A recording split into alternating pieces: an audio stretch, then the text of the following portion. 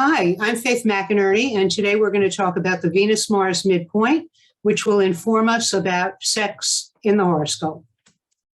There are actually several horoscope placements that point to emphasized or unusual sexual activity, and they are Saturn in Scorpio, the South Node in Scorpio, Venus-Mars aspects, and an emphasized Venus-Mars midpoint. For example, if the sun is on the midpoint of Venus-Mars. From a sexual standpoint, they manifest the same way. A wide range of sexual extremes is possible, from promiscuity and sexual preoccupation and overt sexual activities, overt sexual behavior, to celibacy and impotence. Sometimes people have a single life-changing event that's sexual, and that will also be an either emphasized Venus-Mars midpoint or one of the other important sexual indicators that we just listed. So how do we see an emphasized Venus-Mars? Astrology is a two-step process. First, understanding the delineation, which we pretty much do at this point, but also identifying the aspect or midpoint picture when it appears. Now, when people are, and we're going to go through all of those ways of identifying the aspect and the midpoint picture when it appears. When people are in the news for sex scandals, they almost always have at least one of the four chart attributes that we just mentioned, Venus-Mars being one of them. So these are three people who have something in common: Prince Andrew and Jeffrey Epstein and Ghislaine Maxwell. They were all caught up in the same scandal. And in Andrew and Epstein's horoscope, it's easy to see. Andrew has a Venus-Mars midpoint, has a Venus-Mars conjunction, as does Epstein have a Venus-Mars conjunction. So here's our first foray into seeing Venus-Mars in a different way.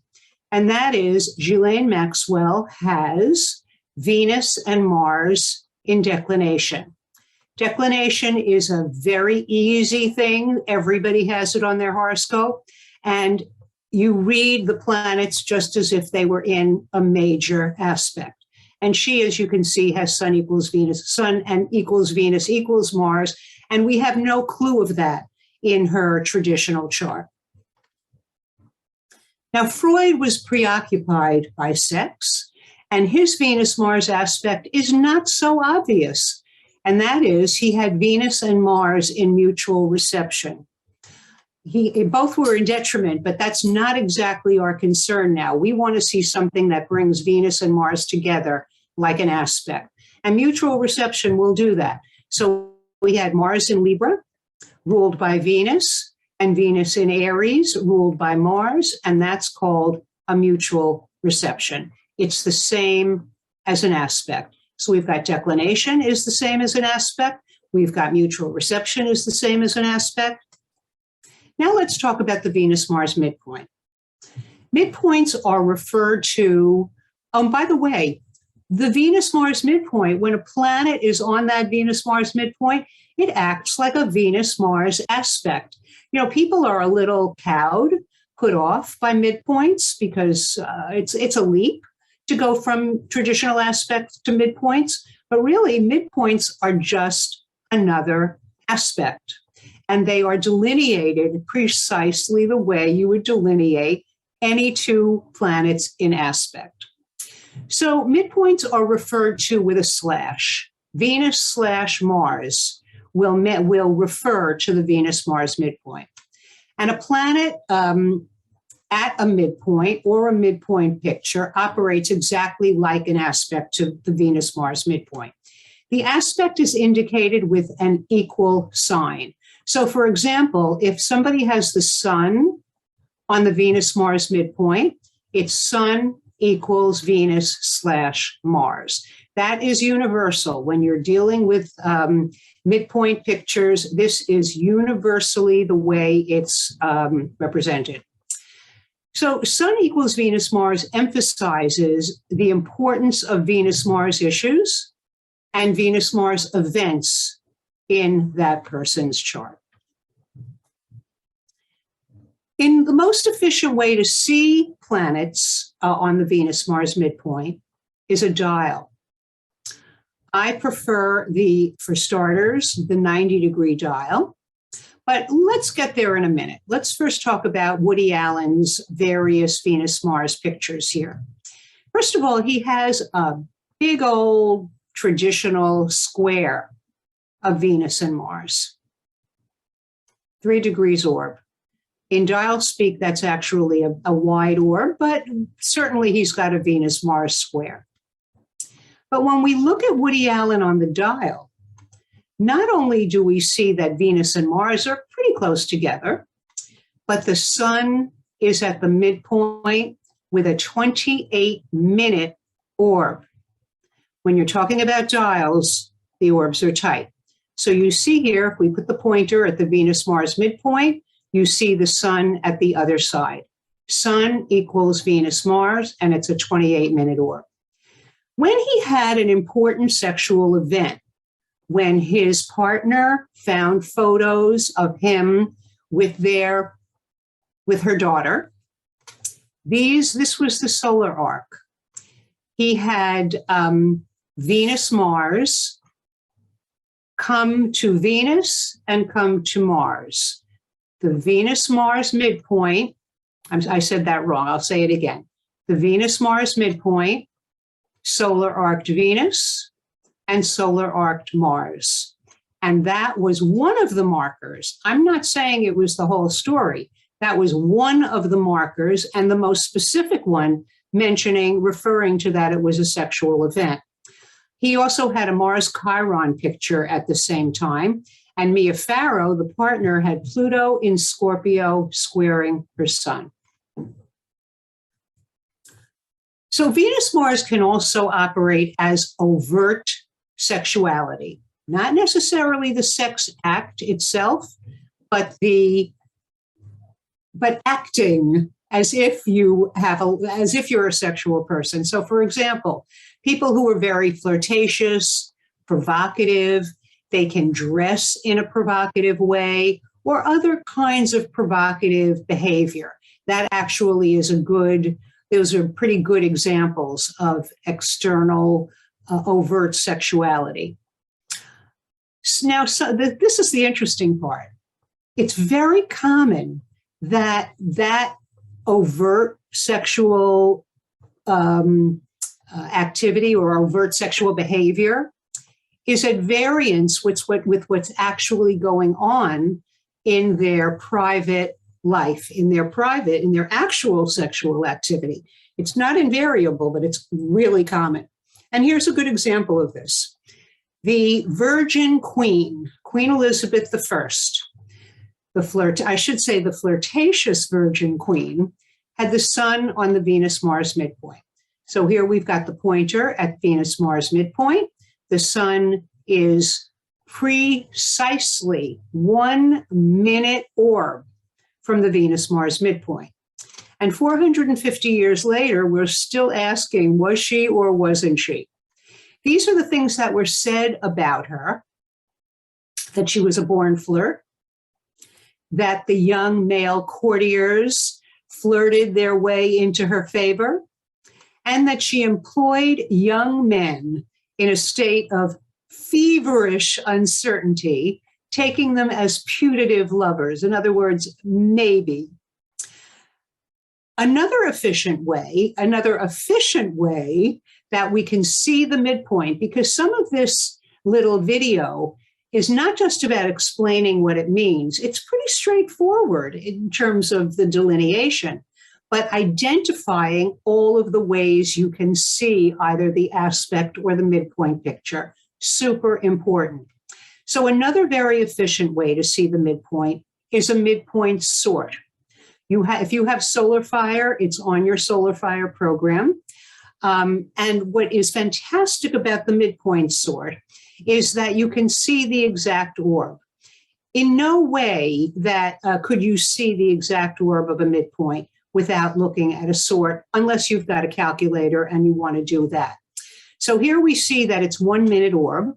And what's so useful about a sort, if I can put in a little advertising to motivate you to look at the sort, is because you can see the exact orb, it's super useful for progressions and solar arcs. Transits, we don't care if the orb is exact, but a partile progression and a partile aspect, a partile solar arc, very useful to know in terms of timing. Now, still another way to see that the Venus-Mars midpoint can be accentuated is when it equals the Aries point. So we've seen Venus-Mars equals this, just having Venus-Mars will accentuate it in any aspect, and Venus-Mars equals the Sun will accentuate sexual behavior or activity. And another way is Venus-Mars equals the Aries point.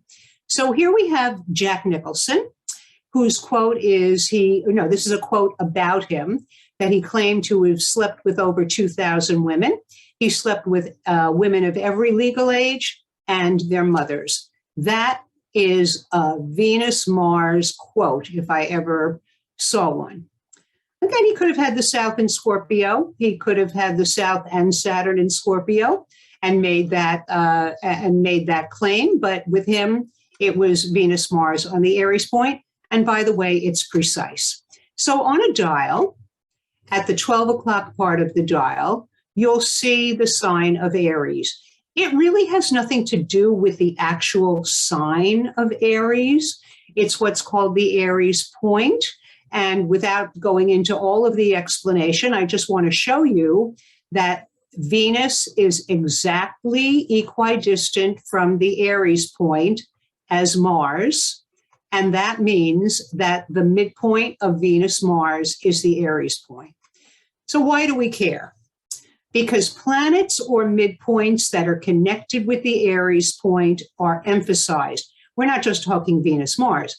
Any planets or midpoint pictures that are on the Aries point are emphasized exactly like the Sun is emphasized, exactly like the angles are emphasized. It is equally important. It's as important as any other important spot on the chart. Now, it's sometimes referred to as the AP, or as I prefer, equals Aries. Venus, Mars equals Aries. I should tell you that without a dial or a sort, you will not see all the midpoints.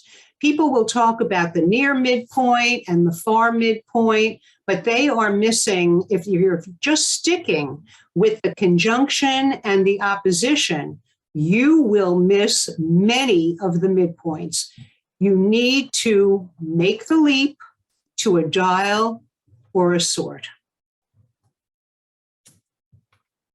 Now, I am a big believer in solar returns and midpoints and solar returns. And putting solar returns on a dial. So in 1989, Barack Obama met Michelle, and this was his 1989 solar return. You see, we could have put the pointer at the Venus-Mars midpoint, but we put the pointer on Aries, and you'll notice that Venus and Mars are equidistant from this big dot. Again, we could have put the arrow here and gotten the dot up here.